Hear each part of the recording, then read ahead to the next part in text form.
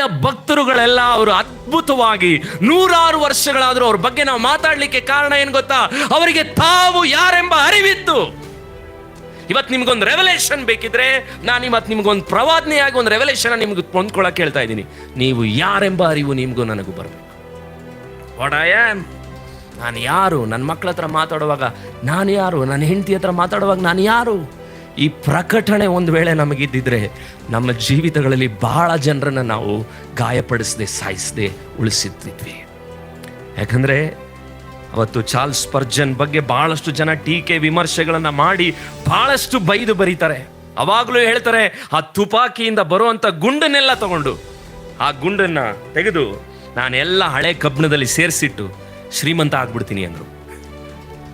ಆ ಬುಲೆಟ್ಸ್ ಎಲ್ಲ ಅವ್ರು ಹೊಡೆಯೋದು, ಬೈಯೋದು ಎಲ್ಲ ಮಾಡೋದು, ಅದನ್ನ ತೆಗೆದು ನಾನು ಶ್ರೀಮಂತ ಆಗ್ಬಿಡ್ತೀನಿ. ಆದರೆ ಅದೇ ಸಮಯದಲ್ಲಿ ಯಾರಾದರೂ ಚಾರ್ಲ್ಸ್ ಸ್ಪರ್ಜನ್ನ ಹೊಗಳಿದ್ರೆ, oh it is so painful ಅನ್ನೋರಂತೆ. ಇದು ಭಾಳ ನನ್ನ ನೋವು ಪಡಿಸ್ತಾ ಇದೆ. ಅಂದ್ರೆ ಅರ್ಥ, ಆ ಭಕ್ತರುಗಳಿಗೆ ಬಂದಂಥ ಅರಿವು ಇವತ್ತು ನನಗೂ ನಿಮಗೂ ಬಂದಿಲ್ಲ.